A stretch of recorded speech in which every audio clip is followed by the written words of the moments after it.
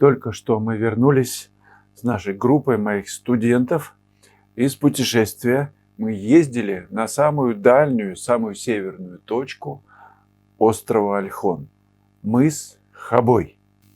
Самый надежный и самый единственный транспорт, на котором можно туда доехать, это буханка. Дорога грунтовая. Какая-то часть дороги, даже грейдер иногда проходит. Но вот в лесу бывают сложности. Бывают такие участки, где если дождик немножко прошел, он здесь бывает редко. Как говорит Сергей, водитель, который нас вез, дождь на час.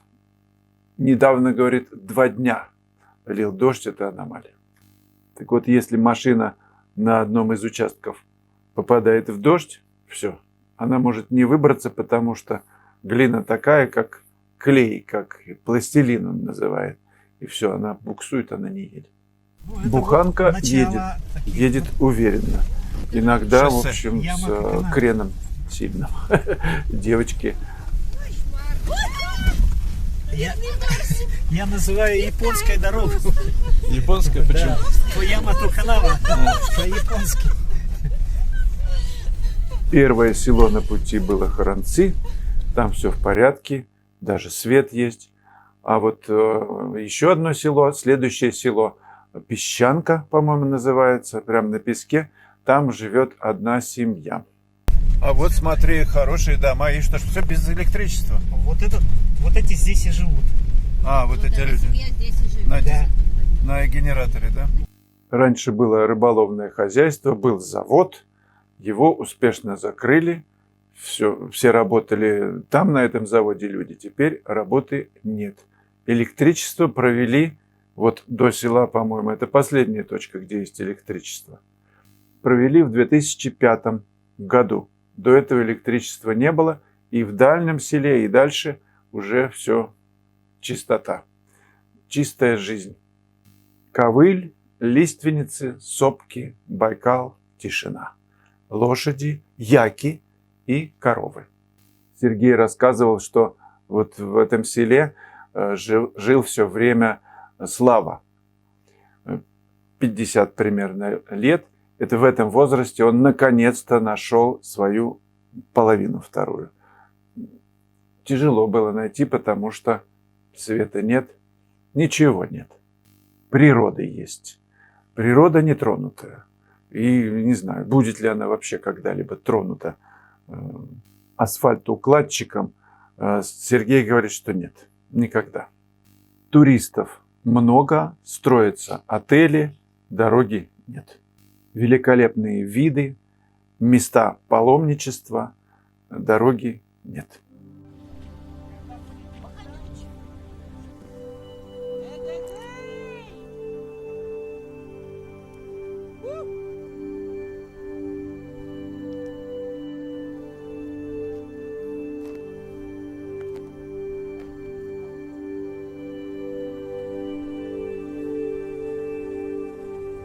Мы поработали на Хобое примерно 2-2,5 часа.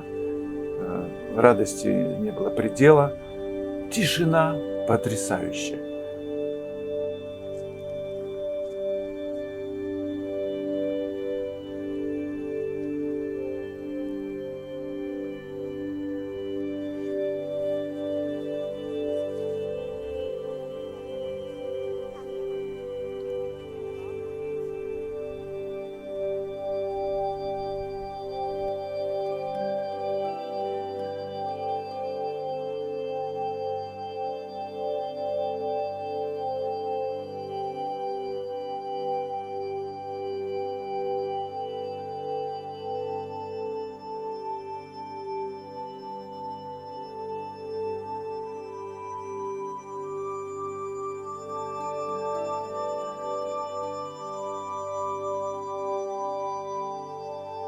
Девушки, студентки из Петербурга, сказали несколько слов, как им работалось, какие у них были открытия.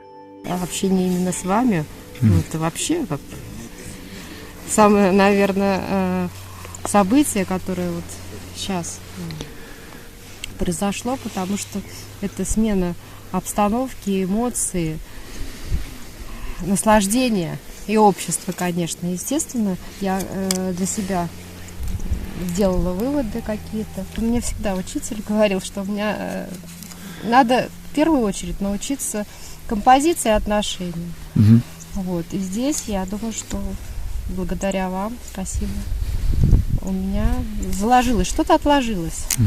Естественно, вся эта природа, она действует, конечно.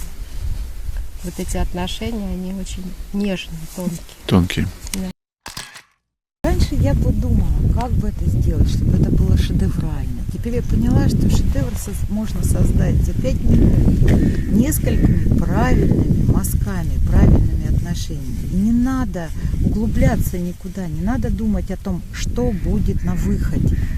Надо просто писать верно, видеть целостно. Кстати, целостное видение, в общем, действительно то, что я получила, пожалуй.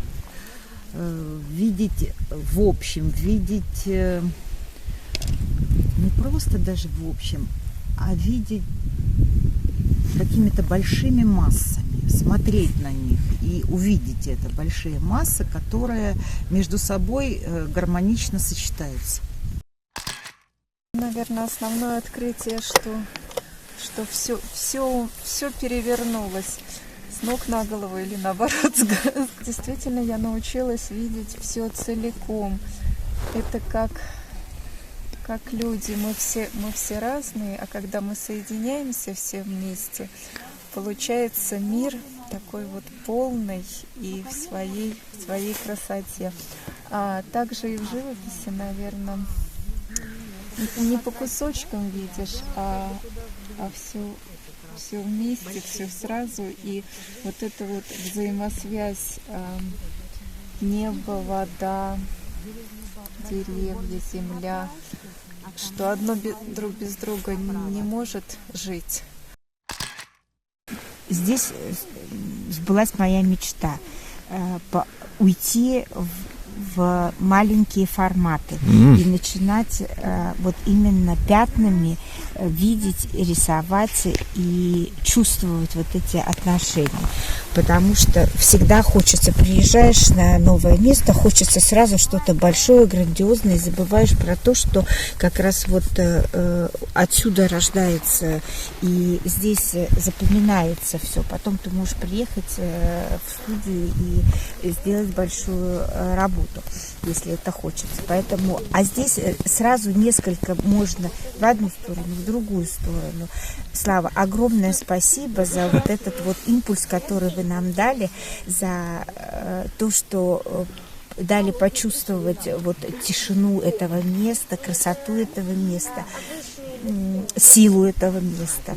Ну и открытием для меня здесь было это зеленое ФЦ, которое можно добавить, и получится изумительный небесный цвет или восхода, или заката, но вот это вот у меня никогда это не получалось. Спасибо.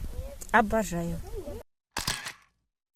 Мы закончили небольшого формата этюды, и Сергей любезно приготовил для нас уху. Для меня это было полной неожиданностью. Инициаторы этой поездки были девушки, сказали, что они заказали машину, но я не знал, что машина с обедом, да таким вкусным. Спасибо Сергею. Вот это да. Вот это шеф, молодец. А пахнет как. Придом на природе, замерзшие все. Спасибо большое. Ну что, ради этого стоит жить? Да, стоит. Да. После обеда мы поехали посмотреть скульптуру Даши Намдакова «Хранитель Байкала».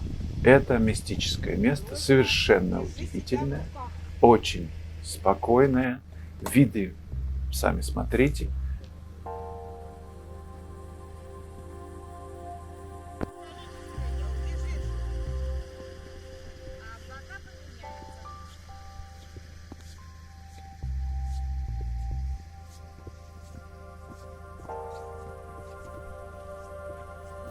ну и скульптура.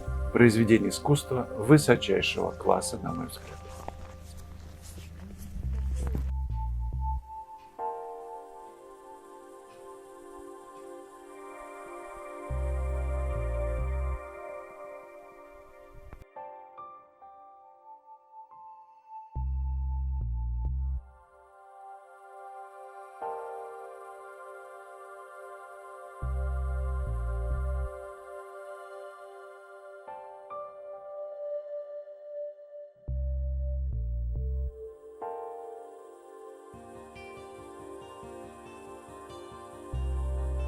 Я, честно скажу, влюбился в эти края, в пространство, в то, что это пространство дает тебе почувствовать твою настоящую природу, природу покоя, природу глубины света, из которого мы все рождены. И тишина, которая разливается вокруг, учит нас быть любящими, не агрессивными, дружественными. Мы встречаемся с незнакомыми людьми в нашей жизни для того, чтобы дарить тепло, для того, чтобы обнять по возможности каждое живое существо на Земле. Косуль, которые нам встретились на пути, они пришли попить из лужи воды на водопой. Обнять не удастся, они близко не подпустят. Увидев машину, постояли несколько секунд и убежали. А люди все мы одной крови, независимо от национальности. Мы рождены, чтобы дружить и показывать своей работой, что мир создан для дружбы, для любви.